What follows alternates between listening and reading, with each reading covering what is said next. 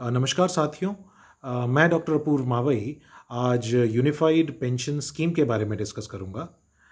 Unified pension scheme आज ही के दिन यानी 24 अगस्त 2024 को कैबिनेट के द्वारा अप्रूवल हासिल कर चुकी है।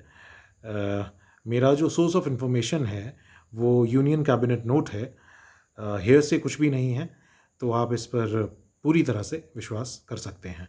तो इसमें 5 बेसिक पॉइंट्स हैं, 5 बिंदु हैं, जिसमें से पहला है अशोर्ड पेंशन के बारे में।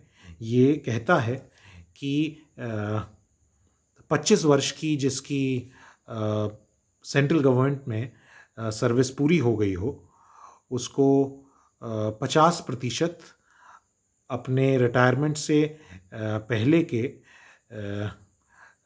1 साल के एवरेज बेसिक पे का दिया जाएगा। ये पॉइंट इसके अलावा कहता है कि ये स्कीम इसी प्रोपोर्शन में उन लोग को भी मिलेगी जिनकी मिनिमम 10 साल की सर्विस पूरी हो गई हो। यानी किसी की अगर 20 साल की सर्विस है तो उसको सुपर एनुएशन यानी रिटायरमेंट के पहले के 12 महीने की एवरेज बेसिक पे का अगर 22 साल की सर्विस है तो 44% मिलेगा। उसी तरह से अगर 20 साल की सर्विस है तो 40% मिलेगा। नेक्स्ट पॉइंट जो है वो अशोर्ड फैमिली पेंशन के बारे में है।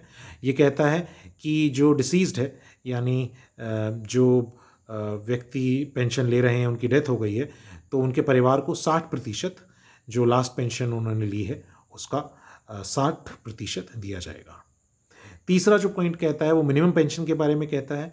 ये कहता है कि 10,000 रुपये मिनिमम पेंशन मिलेगी अगर 10 वर्ष की सेंट्रल गवर्नमेंट की आप सर्विस कर चुके हैं। मैं इसका मतलब बेसिकली ये है, ये मकसद बेसिकली ये है कि जिसकी 10,000 से कम सैलरी हो, इस फॉर्मूले से कैलकुलेट करने के हिसाब से उसको भी कम से कम 10,000 रुपये की मासिक पेंशन दी जाएगी। अगला पॉइंट यानी चौथा पॉइंट इन्फ्लेशन इंडेक्सेशन के बारे में कहता है। ये कहता है कि तीनों कैटेगरीज यानी अशोर्ड पेंशन जिनको दी जा रही है, अशोर्ड फैमिली पेंशन और अशोर्ड मिनिमम पेंशन जिनको दी जा रही है, तीनों कैटेगरी के लिए डीएनएस रिलीफ जो होगा वो all India consumer price index for industrial workers, जिसके बेसिस पे सर्विस एम्प्लॉयज़ को डीएनएस अलाउंस दिया जाता है, उसी बेसिस पे दिया जाएगा। सर्विस एम्प्लॉयज़ को साल में, यहाँ पर मैं बता देना चाहता हूँ कि 2 बार डीएनएस अलाउंस दिया जाता है, तो उसी हिसाब से डीएनएस रिलीफ भी इन तीनों कैटेगरीज़ को दिया जाएगा। 5वां पॉइंट थोड़ा डिफरेंट है, भिन्न है। ये कहता है कि ग्रेच्युइटी के अलावा एक लमसम पेमेंट दी जाएगी। वो लमसम पेमेंट क्या है?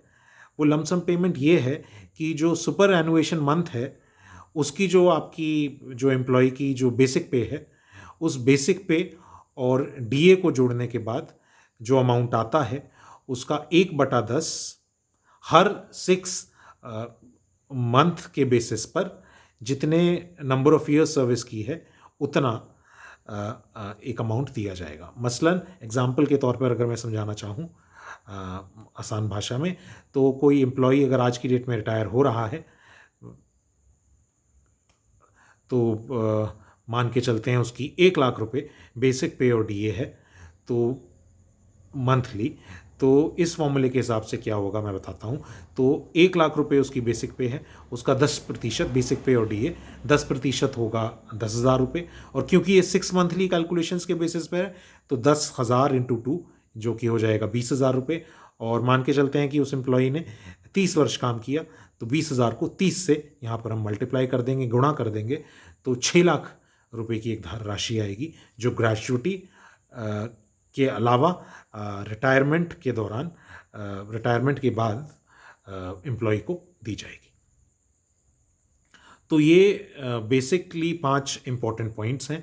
इसके अलावा एक इम्पॉर्टेंट पॉइंट ये है कि 1 अप्रैल यानी 1 अप्रैल 2025 से लागू होगी, अगले वित्त वर्ष से। और गवर्नमेंट ने कहा है कि जो स्टेट गवर्नमेंट्स इसको नोटिफाई करके अप्रूव करना चाहती हैं वो कर सकती हैं। तो स्टेट गवर्नमेंट्स के पास ये राइट है और मुझे लगता है कि बहुत सारी स्टेट गवर्नमेंट्स इसको अप्रूव करेंगी और आने वाले समय में हम जो हमारे स्टेट्स हैं उसमें भी देखा जाएगा कि ये जो स्कीम है दी जा रही है। अब इसके अलावा 2 मैं इम्पॉर्टेंट वीडियोज़ और बनाऊंगा। पहली जो वीडियो होगी उसमें NPS vis-à-vis unified pension scheme मैं डिस्कस करूंगा कि एनपीएस वाले जो एम्प्लॉयज़ हैं जो 2004 के बाद जो सेंट्रल गवर्नमेंट में जिनकी भर्ती हुई, उनका जो अब तक जो भी पैसा कटा है यानी एम्प्लॉय कंट्रीब्यूशन और जो एम्प्लॉयर कंट्रीब्यूशन है उसको इस यूनिफाइड पेंशन स्कीम में किस तरह से उसको सम्मिलित किया जाएगा। तो पहला तो वीडियो जो अगली होगी वो इस पे बनेगी और दूसरी unified pension system vis-a-vis old pension system कि ओल्ड पेंशन सिस्टम और यूनिफाइड पेंशन सिस्टम में क्या डिफरेंसेस हैं उस पर मैं एक और वीडियो बनाऊंगा। तो आशा करता हूं कि आपको ये वीडियो अच्छी लगी होगी और मेरे चैनल को आप चाहें तो सब्सक्राइब कर सकते हैं। जय हिंद, धन्यवाद।